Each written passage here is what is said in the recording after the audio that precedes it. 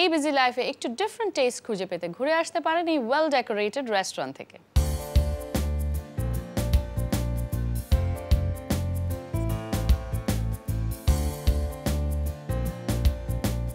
আমাদের এই oriental lounge উদ্বোধন হয়েছে 2014 সালে।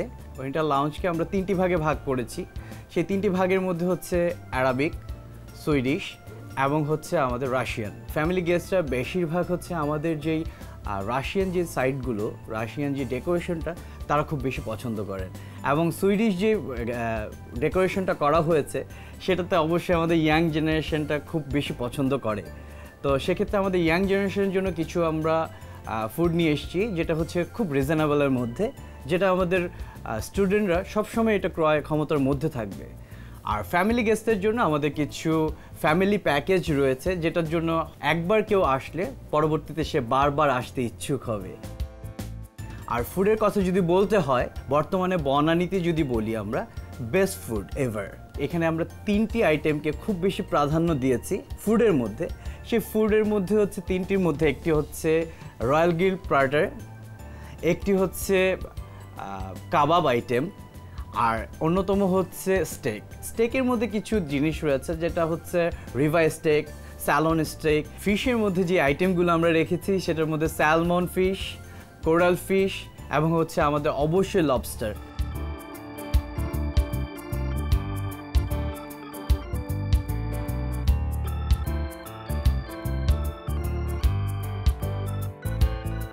ওরিয়েন্টাল লাউঞ্জে আমরা 150 জনের সিটিং দিচ্ছি এবং এই 150 জনের সিটিংয়ে আমরা বার্থডে প্রোগ্রাম করছি, গেট টুগেদার করছি ফ্রেন্ডরা, তারপর হচ্ছে এঙ্গেজমেন্টের অ্যারেঞ্জমেন্ট করছি।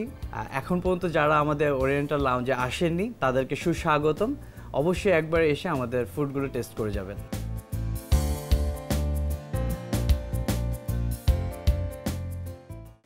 A recipe has no soul. As a cook, you must bring the soul to the recipe. So let's see a special recipe.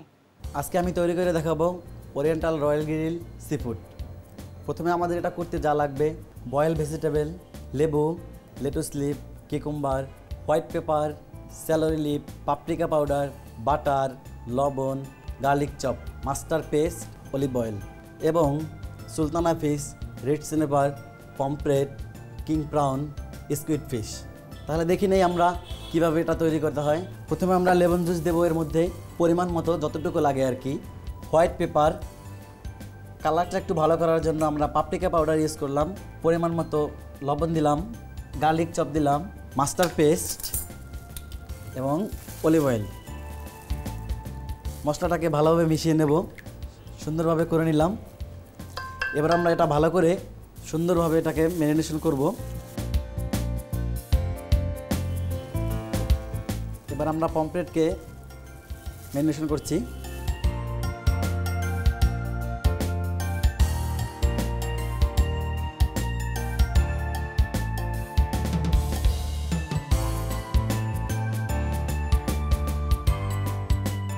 হয়ে গেল আমাদের মাছ ম্যারিনেশন করা। চলুন তাহলে দেখে নেই মাছটা কীভাবে আমরা গ্রিল করি।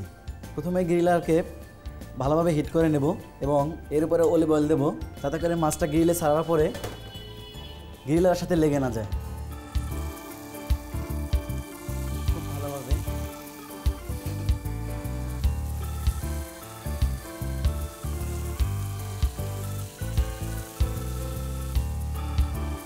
আমরা আরেকটু অলিভ অয়েল দিয়ে নেই।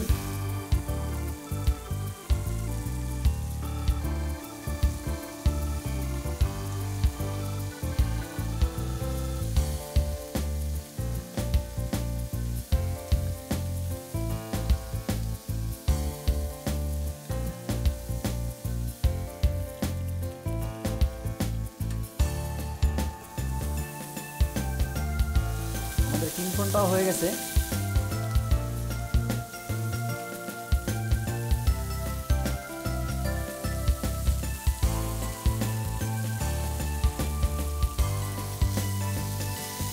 আমাদের রেড সিনেবার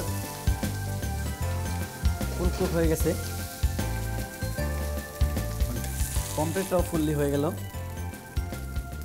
আমাদের গ্রিল হয়ে গেছে। এটা আমরা এখন পরিবেশন করার জন্য গার্নিশ করব। প্রথমে আমরা লেটুস পাতা চারপাশ দিয়ে দেব।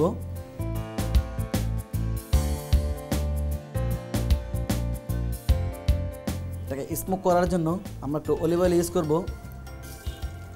তৈরি হয়ে গেল আমাদের ওরিয়েন্টাল সিফুড রয়্যাল গ্রিল।